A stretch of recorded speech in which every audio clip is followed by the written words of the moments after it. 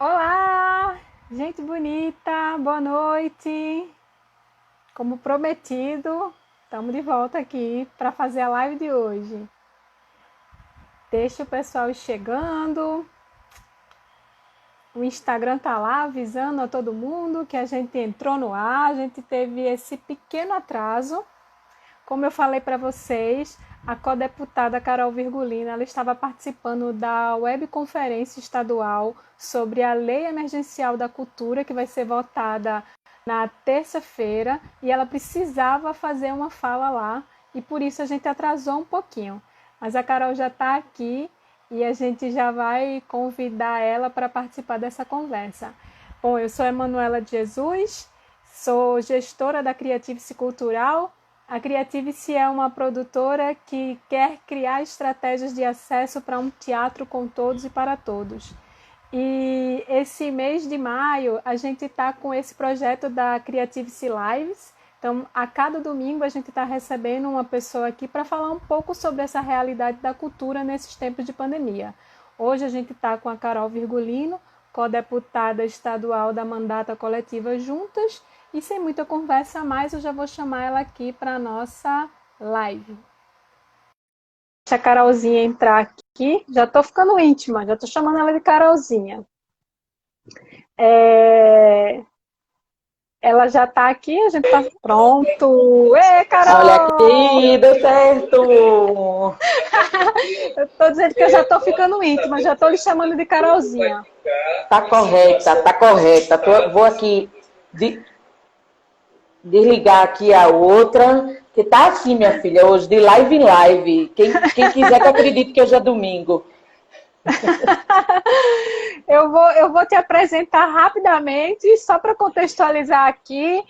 A Carol ela é jornalista, feminista e mãe, realizadora do audiovisual militante da cultura em Pernambuco, já integrou o Conselho Estadual de Cultura e faz parte da diretoria da Associação Brasileira de Documentarista, a ABD. Membro da partida do Mulheres do Audiovisual de Pernambuco e do coletivo Agora é com a Gente. Faz luta e política com afeto, se conectando a mais e mais pessoas na construção de uma mandata coletiva dentro da Alep. Carol Virgulino. Oi, boa noite, pessoal. Que massa. Super obrigada pelo convite. Estou super feliz de estar aqui conversando sobre isso, conversando sobre cultura, nesse momento tão difícil, né? Num país onde mais de 20 mil pessoas já morreram, né? Tem mais de 20 mil famílias sofrendo, mas a gente está teimando. A gente segue aqui teimando em fazer cultura, em dialogar para uma sociedade mais justa e reinventá-la, principalmente. Carol, eu já quero começar perguntando para você o que é uma mandata coletiva e quem são as juntas? Vou dizer, eu estou meio com agonia aqui. Peraí, deixa eu ajeitar aqui, porque eu estou meio com agonia, com toque, que está meio troncho. Tá, beleza, pessoal. Alguém mais tem toque ou tá tudo bem? Tá tudo bem, né? Posso seguir.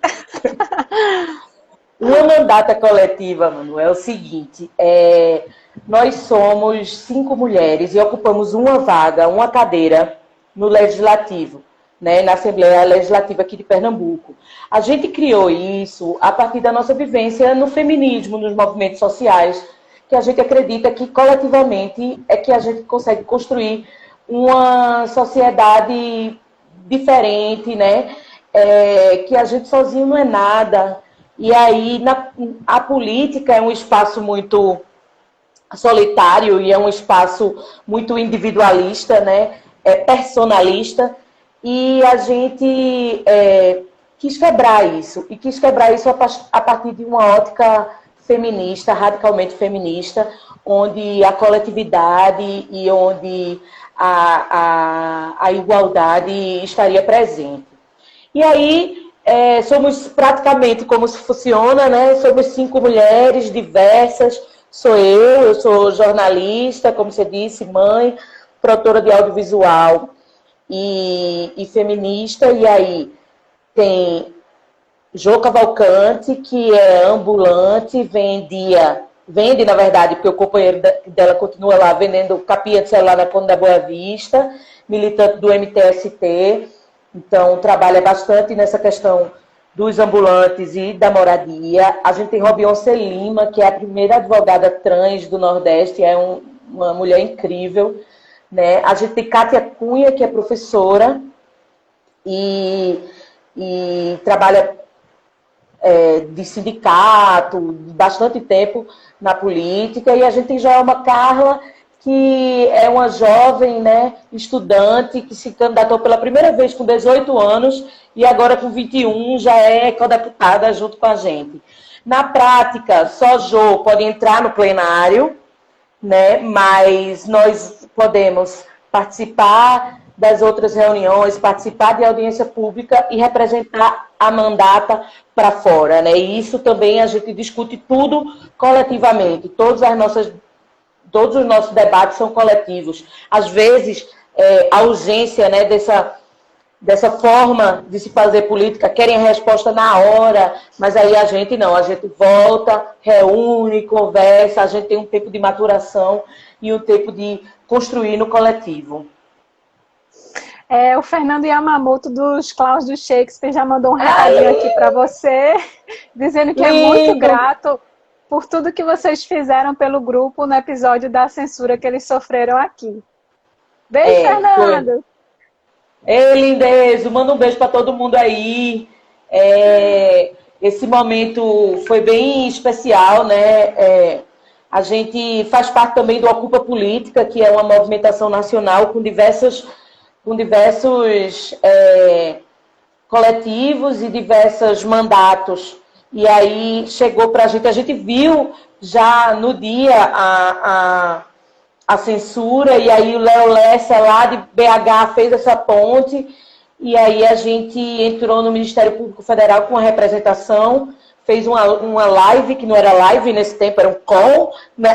A gente fez uma live no Ministério Público Federal, a gente, junto com o mandato do vereador Ivan Moraes, e que foi acatado pelo Ministério Público Federal, e enfim, estamos juntos demais, porque a cultura, ela é quem reinventa, né? Ela é quem questiona uma sociedade. O espetáculo é lindíssimo, e eu fui ver, foi o primeiro espetáculo que meu filho viu depois, porque eles voltaram para cá e a gente foi ver. Eu tenho um filho de 3 anos, e foi o primeiro espetáculo que ele viu, e foi um espetáculo censurado. Então, a gente que nunca viveu numa democracia plena, né, mas também a gente sente sente a força desse governo, desse desgoverno que teima em querer nos parar, e a gente teima em querer andar, né? Carol, durante a semana, a gente fez uma enquete aqui. Na verdade, nós fizemos 2 enquetes. A gente está com esse costume de, sempre que antecede uma live, a gente faz uma pergunta que tem a ver. E dessa vez a gente decidiu fazer 2, porque a primeira, foi uma pergunta aberta, e a gente perguntou por que a pessoa achava que a cultura era importante para uma sociedade. A gente teve um número de visualização bem grande, mas nenhuma resposta. E aí, no dia seguinte, a gente fez uma outra enquete, e a gente perguntava se no meio de tantas demandas que a gente está vivendo, se era importante que a cultura e as artes também sobrevivessem. E aí 100% das pessoas responderam que sim, é importante que a cultura e as artes também sobrevivam. Mas aí a gente refletiu uma coisa a partir disso. Claro que as pessoas podem não ter respondido porque é uma pergunta aberta, porque essa informação no Stories ela passa de forma muito rápida, mas também, e aí eu queria já que você refletisse com a gente, será que a sociedade brasileira ela não foi educada para entender a importância da cultura e das artes na formação e na manutenção da identidade social?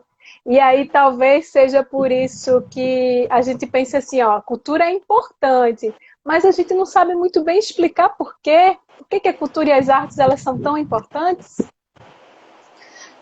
Talvez as pessoas achem que seja uma coisa muito distante, né? Para o artista explicar isso, né? Eu não sou artista, ou eu não sei, isso é uma coisa que talvez seja muito intelectualizada, e o que não é, né? A cultura, ela é a nossa identidade, ela é o nosso dia a dia, ela está no cotidiano da gente também, né? Assim como a política. As pessoas acham que política é muito longe, não, a gente faz cultura e a gente faz política, e a gente faz isso todo dia. A gente faz na vivência do cotidiano, na vida vivida, né? Também feminismo, as pessoas, ser feminista é uma coisa muito longe, não, é o feminismo do cotidiano. Então, talvez as pessoas achem que seja muito distante, mas não. Nesse momento de pandemia, por exemplo, quem não está lendo um livro? Tem gente que não está conseguindo concentrar, é bem verdade. Está tão angustiada que não está conseguindo concentrar. Mas quem não está lendo, quem não está ouvindo música, quem não está vendo filme, quem não está vendo série, quem não está vendo lives, está todo mundo trabalhando, os artistas estão trabalhando, né? Os artistas estão compondo e as pessoas estão consumindo cultura como talvez nunca antes. Porque a cultura traz a gente para uma reflexão também, traz a gente para esse tempo do agora, que é um ensinamento bem importante dessa pandemia, né? Cada dia sua agonia, cada dia de uma vez, né? Para que a gente viva esse tempo presente. E viver esse tempo presente com a cultura faz com que o tempo presente seja mais reflexivo, seja mais leve, seja mais emotivo, né? E traga a gente para esse lugar também, esse lugar do afeto, quando o outro lhe afeta, né? Quando o outro lhe afeta na dor, na arte, né? Na perda e na sobrevivência também, porque estamos nos cuidando, quem pode, né? Porque é difícil para quem não tem uma casa, ou é difícil para quem tem uma casa com um cômodo, dividindo com 11 pessoas, dividindo sem ter água, né? Sem ter saneamento básico, sem ter alimentação. É muito difícil para essas pessoas ficarem em casa, porque essa pandemia, ela põe uma lupa sobre as desigualdades desse país, né? Dessa democracia que nunca chegou para todo mundo. Então, é um tempo também de refletir. E é nesse tempo que a arte ela é super importante, né? Além de ser resistência, resiliência, ela é reinvenção. Reinvenção de uma sociedade que eu particularmente não quero voltar para aquele normal, não. Entendeu? Eu não sei se alguém quer. Pode ser que os banqueiros queiram, né? Para os grandes empresários, talvez eles queiram voltar para aquela normalidade dos lucros absurdos, mas eu estou querendo construir uma sociedade que a normalidade seja outra, que a normalidade seja para todo mundo, que a gente tenha distribuição de renda, que a gente tenha comunicação para todo mundo, direito à comunicação, direito à cultura, né, o direito à água, o direito à segurança, enfim, eu acho que a gente tem que pautar, e a cultura pauta isso, dessa sociedade que a gente quer. O Josivane Bezerro está dizendo que está muito feliz porque Bezerro está aqui sendo representado através das suas xilogravuras aí. Aqui, ó, aqui atrás. É porque eu fiz um quartinho aqui, que eu vim para uma casinha antiga que eu tenho, e aí, para ficar isolada com os meus pais, e aí eu digo, não, peraí, vamos se organizar para ficar na live bonitinho. Ó aqui, J. Borges, querido. J. Borges. Maria Paula também estava dizendo, a partir da sua fala, que de fato a cultura ela é importante para a alma, né? E a Renata Pimentel está dizendo assim, um dos aspectos mais importantes da mandata e dessa praxis de ação cotidiana e coletiva de política, cultura e feminismo é trazer para o dia a dia mesmo essas práticas que efetivamente mudam o conviver, né? A gente... É difícil para os outros deputados entenderem como a gente funciona.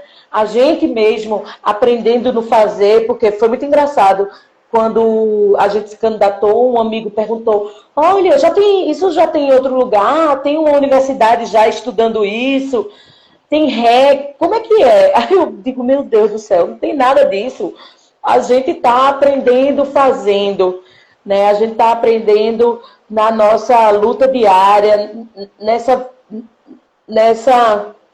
sinergia, porque a gente tem um horizonte, né? Somos completamente diferentes, temos uma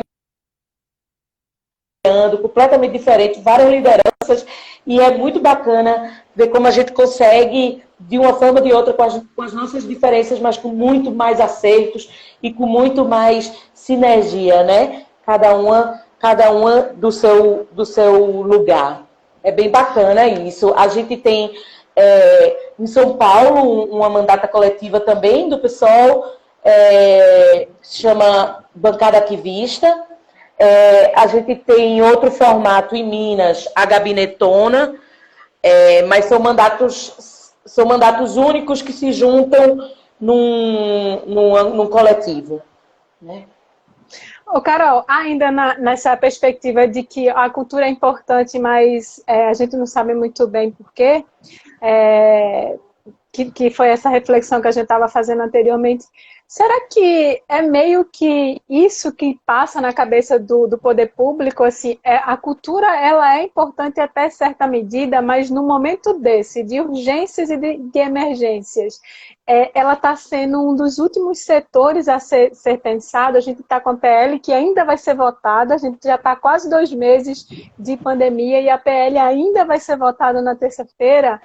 Será que é meio isso que passa pelo poder desses governantes? Eu acho que é para além disso. Eu acho que é uma forma de asfixia. A censura é uma forma de asfixia, a violência é uma forma de asfixia, né? De você fazer desaparecer aquilo ali que pode, em algum momento, lhe afetar, lhe ameaçar. A cultura, ela tem esse poder. Ela tem um poder de questionar, né? Ela é intrinsecamente isso, resistência, questionamento, né? E por isso também que eles querem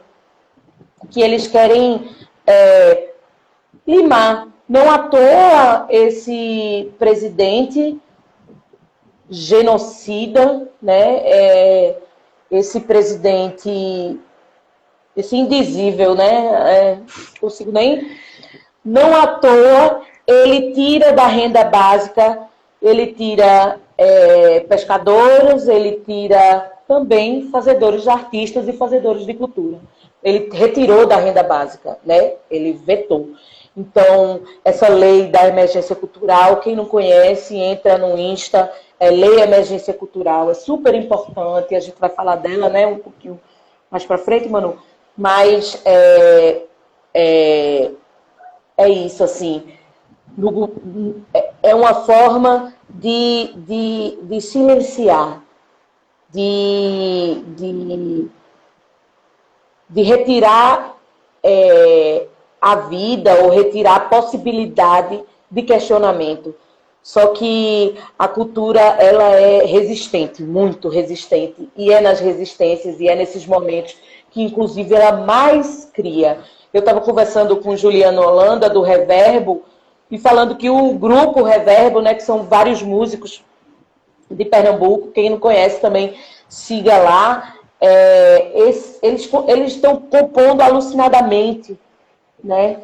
Porque é isso, é nesse momento que se as lives de Tereza Cristina, minha gente, amo, minha BFF, amiga desde sempre. Ontem tinha mais de 100 mil pessoas na live dela, que ela estava cantando Cazuza, né? Então, como é que a cultura é isso? Eles querem... E esse governo negacionista, esse governo dos costumes da pior forma do fascismo, ele é quem menos quer que a cultura exista e resista, e encante, e reencante, e traga beleza e identidade para esse país.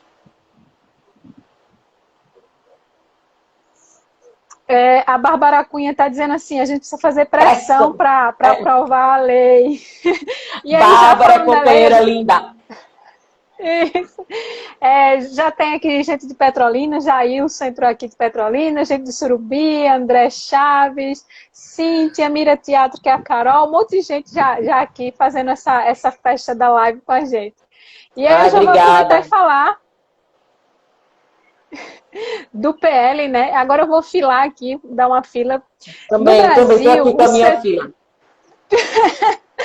No Brasil, o setor da cultura e arte ele tem impacto estimado em 170 bilhões na economia brasileira, emprega cerca de 5 milhões de pessoas, formal ou informalmente, o que equivale a quase 6% de toda a mão de obra do país, em mais de 300 mil empresas de todos os tamanhos.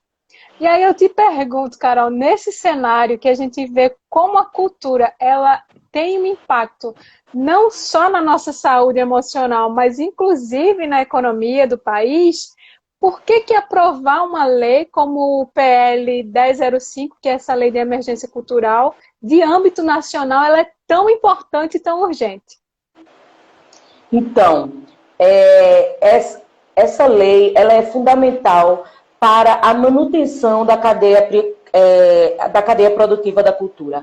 A cultura no mundo, ela foi a primeira a parar e provavelmente será a última a voltar, né? Porque a gente depende de um adensamento de pessoas, né? E a gente depende disso. A distribuição da nossa arte, em grande parte, é chegar em muitas pessoas. Então, isso é um dado seríssimo, né? A gente tem ainda outros números da OIT de que 2,7 bilhões de trabalhadores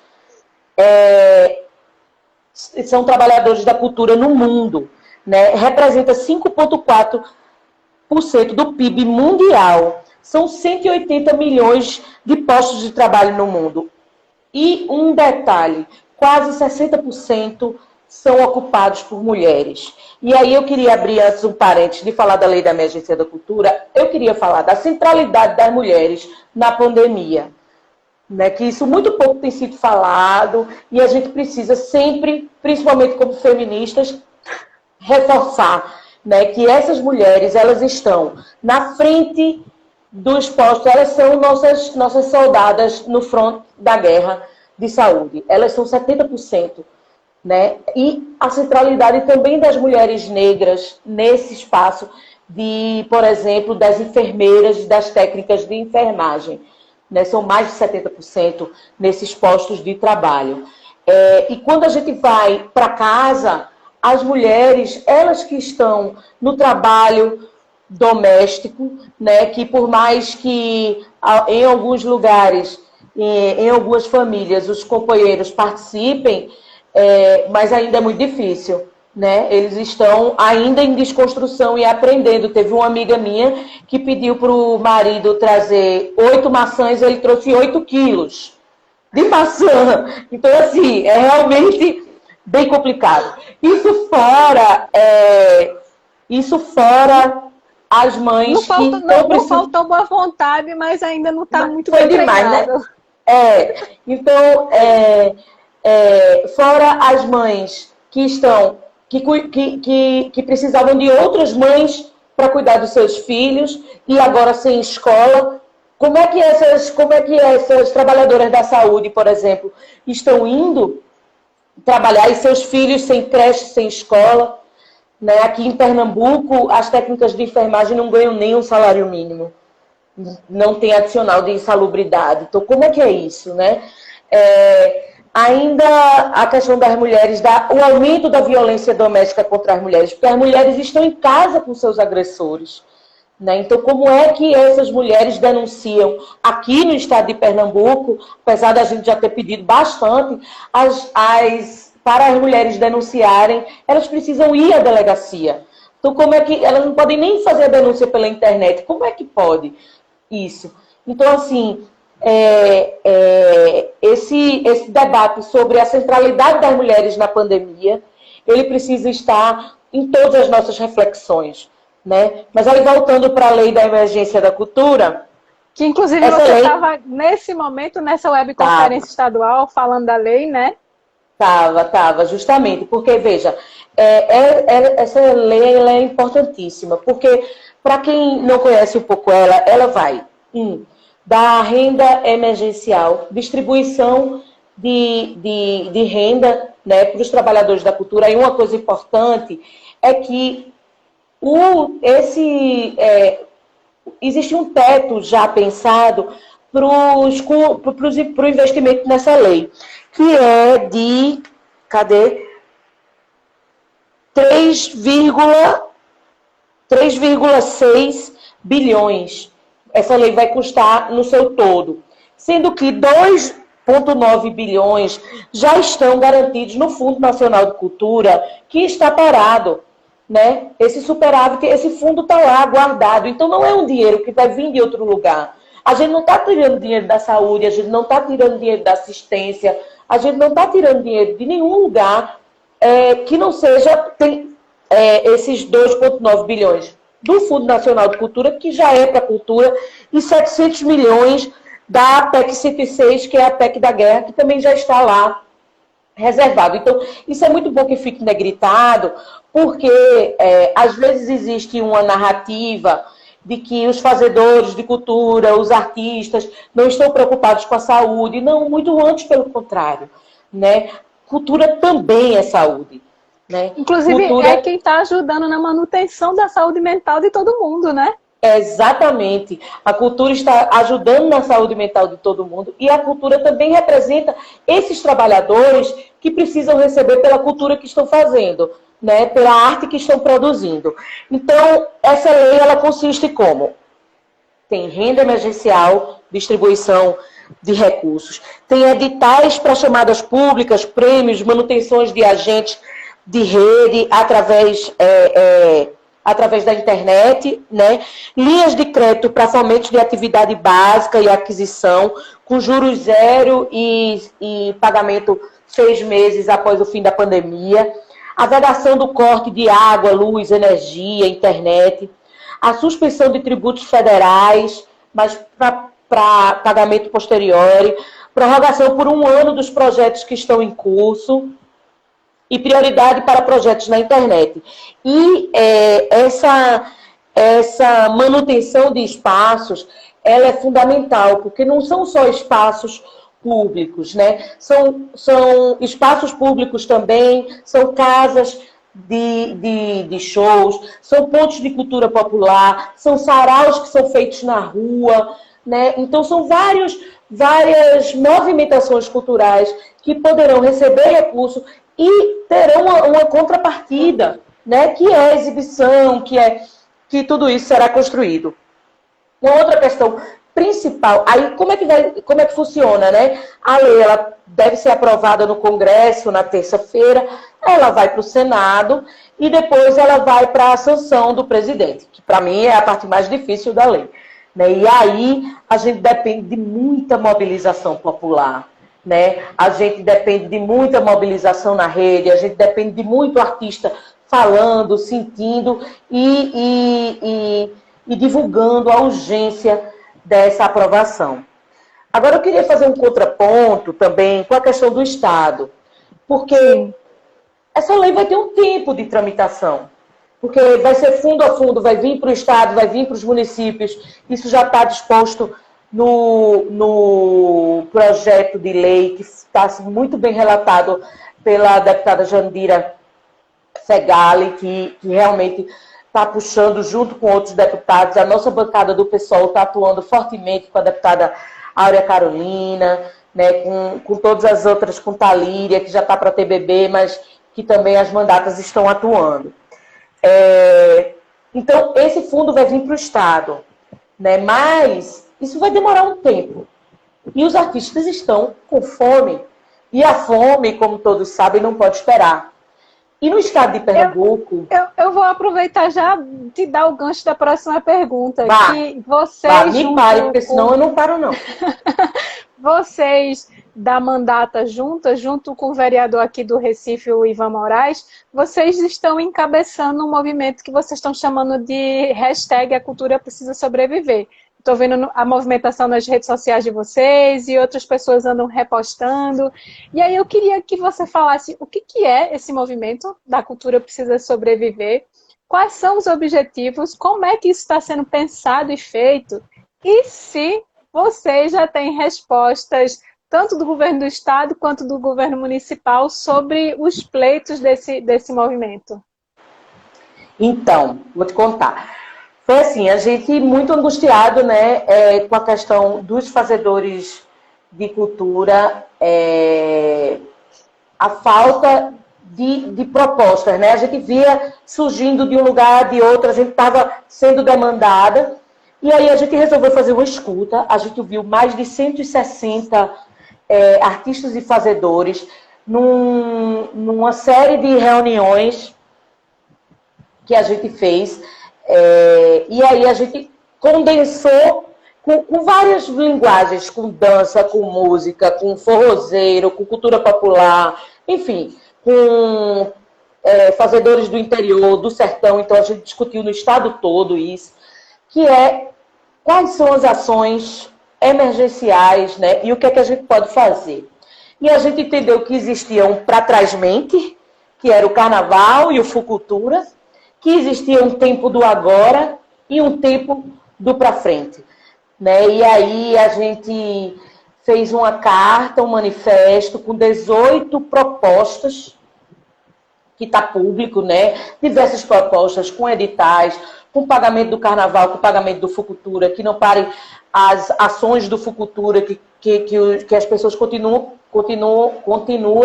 conseguindo trabalhar, né? A gente fez sugestão de edital, sugestão de streaming, VOD para filmes, para séries. A gente fez diversas sugestões de renda básica também para os artistas, né? E entregou em mãos virtualmente ao secretário de Cultura.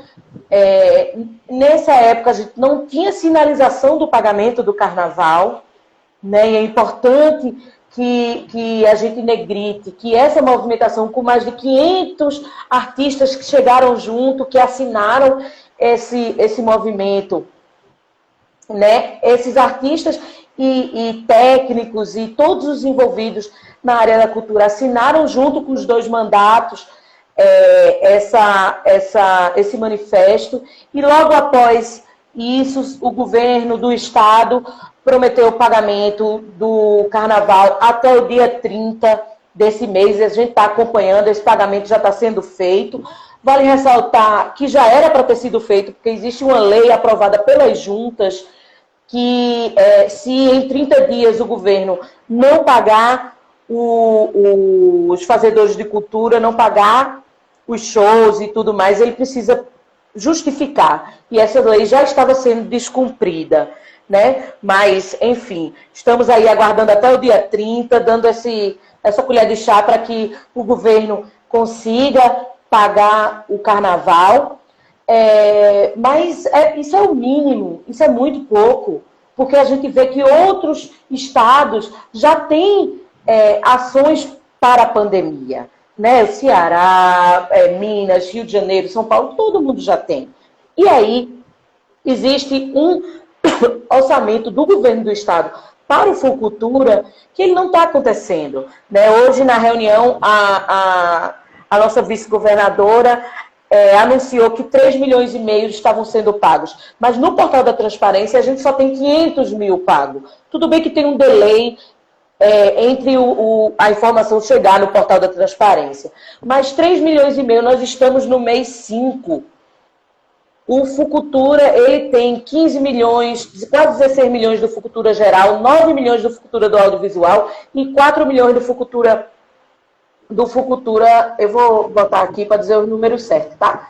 E 4 milhões e alguma coisa do Fucultura da música.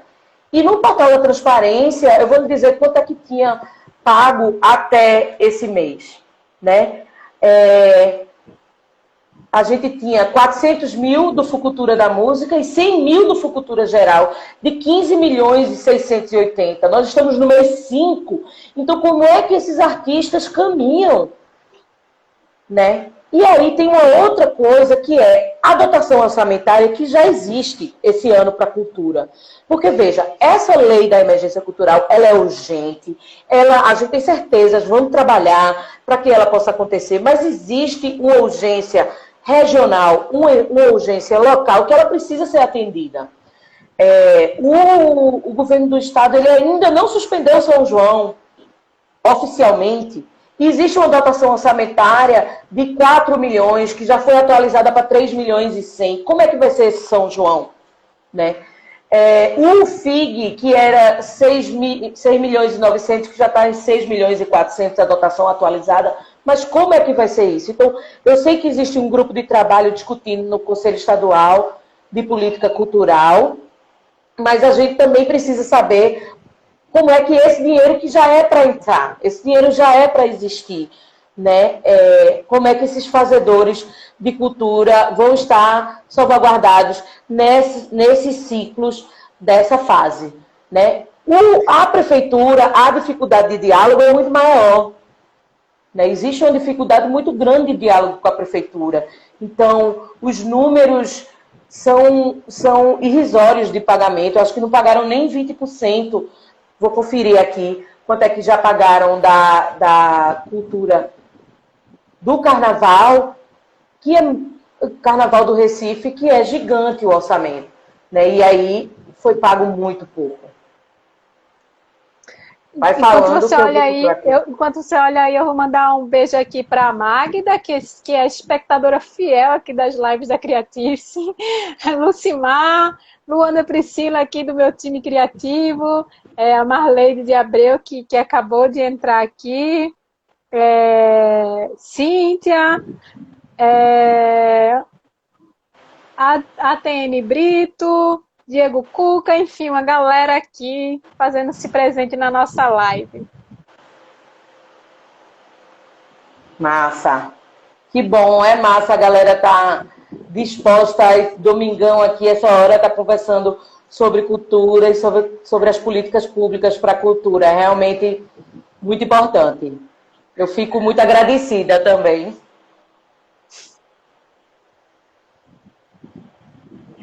E aí você ia falar os números aí da prefeitura, quanto foi que ela conseguiu já pagar, né? Esse diálogo que é um pouco mais complexo. Tô buscando aqui, só um minutinho. Dos valores empenhados pela prefeitura sobre a rubrica de serviços culturais de 40 milhões, valores liquidados 31 milhões e os valores pagos 7 milhões. Ou seja, 18% dos artistas que fizeram carnaval receberam. Gente, isso é um absurdo, né? Então, é indizível, assim, porque como? Além de ser uma festa que como que esses não é uma profissionais festa, né? comem, pagam boleto e alimentam os filhos? Porque isso é um problema seríssimo da nossa profissão, que é essa informalidade, né? A informalidade, ela quebra todo um planejamento. Então, se você tem um contrato para você receber com 30 dias, você está contando com isso. Então, quando isso é cortado, desorganiza tudo. Imagina a nossa renda familiar, quando a gente pensa nisso, né? Como é que paga o colégio do menino, como é que paga o boleto, como é que paga a água, a luz? Não pode, né? Isso. A Renata Pimentel está dizendo que é imoral, né? E pagam até os tributos municipais da prefeitura que lhes contratam e lhes sequestram o pagamento. Exatamente, porque aí os fazedores de cultura pagam o IPTU, né? Quem tem empresa paga sim, precisa pagar, né? Porque senão não tira a nota fiscal para pagar a própria prefeitura, que não paga ela. É difícil, é muito difícil. Queria mandar um beijo aqui para Maurício, meu colega lá do Conselho Estadual de Educação, que está aqui dando um tchauzinho. A Jade Jade faz parte do Creative Lab, que é um grupo de pesquisa que eu desenvolvi durante a pandemia. Aquilo que você falou, né? Nos tempos de pandemia, a gente precisa ser mais criativo.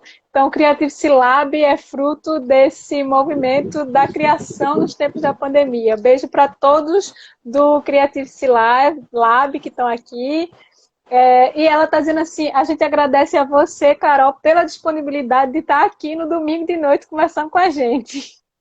Poxa, que nada, tá ótimo. É super importante a gente reverberar essa fala, onde a gente puder, e a gente informar as pessoas desse projeto de lei, porque todas nós e todos nós seremos importantíssimos na pressão para sancionar. E também, hoje na conferência, os próprios deputados federais dizendo, mandem mensagem para todos os deputados federais, para que eles entendam a centralidade, né, a importância dessa lei para a cultura do Brasil, né? Então, e para os trabalhadores, para a arte, mas é também para a sobrevivência, né, de empresas e de um setor da economia, saúde, né, é tudo. Então, a gente realmente precisa pressionar, e todos nós temos esse papel, né? É só encher a caixa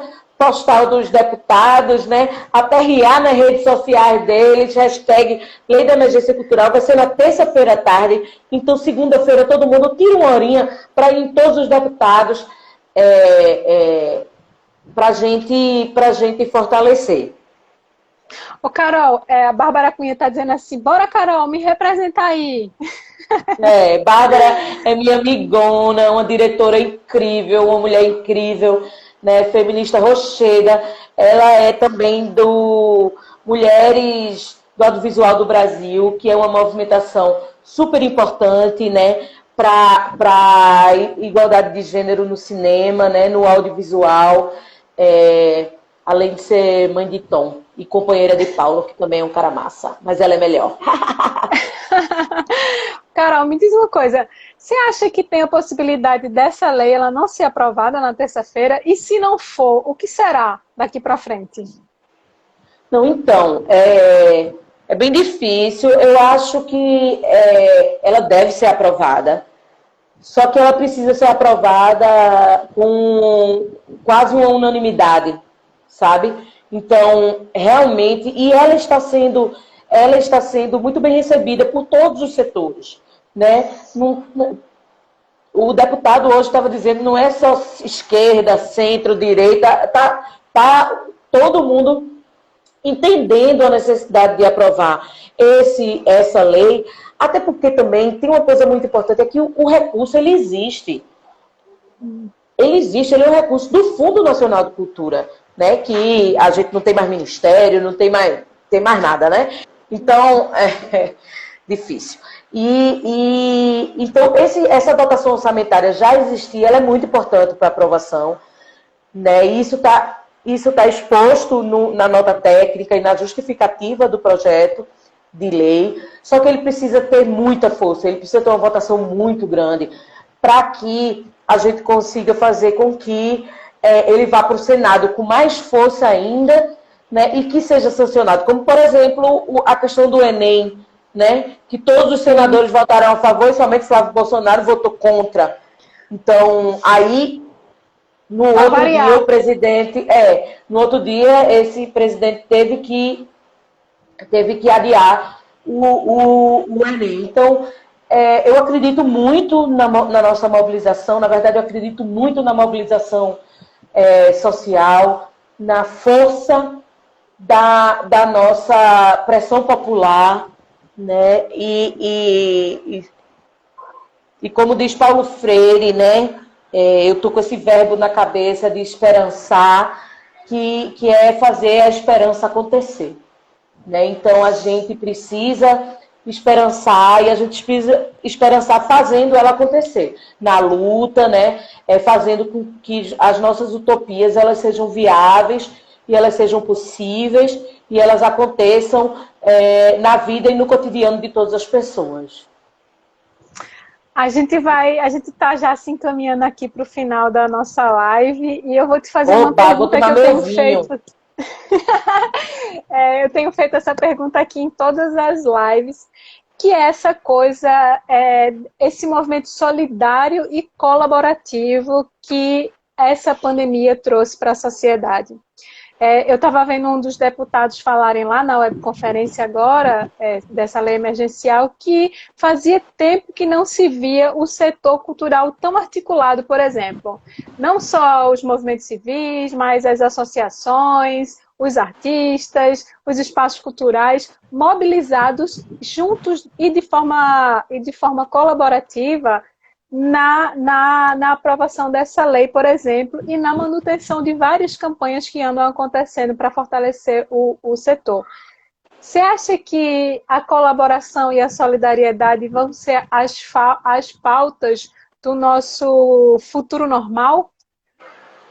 Novo Eu normal? espero, eu espero profundamente, né? Eu acho que a solidariedade e a igualdade que, por exemplo, nós no movimento feminista pautamos, é fundante, é a base, né, do nosso movimento, que é a igualdade entre gênero, mas não só entre gênero, né? É uma luta antirracista, uma luta anticapitalista, né? Eu acredito muito nesse novo mundo, assim. Eu acredito que o Estado terá uma força muito mais importante e aí a gente precisa ocupar os espaços de poder, sejam eles de conselhos, de movimentos sociais, né? Ou até colocando a carinha no santinho, como a gente colocou. A gente precisa ocupar a partir dessa ótica feminista, nessa radical democracia feminista. Eu tenho muita esperança mesmo e tenho muito entusiasmo e muita alegria de que isso vai acontecer, não sem dor, né? Não sem corpos que tombaram, porque não sei com quantos óbitos sairemos disso, né? Depende de cada uma de nós também, mas eu espero que as 20, quase 20, deve estar em 23 mil vidas perdidas até agora, elas não sejam perdidas em vão. Né? Eu espero que esse tempo, que essa vivência da solidariedade, essa vivência do afeto, essa vivência da comunidade, da coletividade, ela seja levada. Não só isso, mas também um repensar do nosso viver com a mãe natureza, com a natureza, né? Porque esse vírus nada mais é do que esticamos a corda até onde pôde, né? Que aí vem o vírus e devassa cidades, que são cidades que já estão no topo da possibilidade. Então, eu acho que a gente precisa reinventar a nossa relação com o outro, na humanidade, né? A partir da solidariedade, da igualdade, de justiça social, de justiça ecossocial também, né? Como é que a gente vai tratar, enfrentar e viver com a natureza? Essa sociedade de consumo desenfreada, né? Tudo isso precisa ser repensado e a gente precisa entender que as nossas ações, elas são fundantes e elas são determinantes para o mundo, né? E eu acredito muito nessa reinvenção do mundo. Eu estava vendo um podcast, estava ouvindo o podcast Mamilos, em que foi entrevistado Leonardo Boff que foi entrevistado pastor Henrique Vieira, né? E aí ele traz essa questão de esperançar. E aí tem uma outra live de Henrique Vieira com Leonardo Boff, que Leonardo Boff fala que o entusiasmo é o Deus em todas as pessoas. Isso me emociona profundamente, porque eu acho que esse entusiasmo da criação, né, essa gana, essa garra da gente continuar fazendo, da gente continuar lutando, da gente sair para ajudar a companheira de alguma forma que precisou, da gente doar para essas vaquinhas, de tanta mobilização, isso é o divino nas pessoas. E a gente precisa fortalecer e a gente precisa aproveitar essa rede de solidariedade. Já que ninguém solta a mão de ninguém, teve horas que estava todo mundo com a mão solta e agora parece que as mãos precisam se agarrar mais, que elas continuem agarradas, né? Para a gente construir essa sociedade que a gente precisa, e a gente só vai construir ela se a gente pautar ela, se a gente falar dela. Que sociedade é essa que a gente quer? De igualdade, de bem viver, né? A gente não quer uma sociedade, porque eu não quero voltar para um normal, onde no mundo, segundo dados da ONU, no mundo se produz alimento para alimentar 12 bilhões de pessoas, né? Só que o mundo só tem 7,7 e tem gente morrendo de fome todo dia. Então, isso não é normal. Não é normal um país como o Brasil, onde a cada 26 minutos um jovem negro é assassinado. Isso não é normal. Não é normal que se matem João Pedro todos os dias. Que Cláudias sejam puxadas pela rua. Nada disso é normal. Então, para esse normal, eu também não quero voltar. Eu não estou em luto. Eu não estou em luto pelo mundo que a gente não vai voltar para ele. Eu estou mais preocupada em construir um mundo que a gente quer para frente. Entende? E eu acho que falar ao que vai chegar. A essa travessia que a gente está passando, que percamos a menor quantidade possível de pessoas e que a gente honre cada pessoa que a gente perdeu. Carol, queria te agradecer muito pela sua disponibilidade de estar aqui hoje conversando com a gente. Renata Pimentel está dizendo que vai brindar com você da casa dela. Oba! Vou abrir já o vinho. Queria agradecer muito a Luciana e a Juliana Romão, suas assessoras, que fizeram a ponte para a gente estar aqui junto hoje conversando. Avisar todo mundo que está aqui na live que dia 31 é a nossa última live dessa temporada de maio e a gente vai estar com a Cláudia Leitão, que é ex-secretária da Secretaria de Economia Criativa do extinto Ministério da Cultura. Ela é consultora em Economia Criativa e é coordenadora, gestora do Observatório de Fortaleza. E a Cláudia Leitão vai estar aqui com a gente próximo domingo, fazendo o encerramento dessa nossa temporada de lives aqui de maio. Dizer para vocês que o Grupo Mais de Luta está com o experimento Aquilo que Coube numa VHS. Quem ainda não assistiu, entra lá no Instagram dos meninos, manda um direct. É uma experiência que vale muito a pena ver, acompanhar. E é também um movimento de sustentabilidade do grupo para se manter nesse momento de pandemia.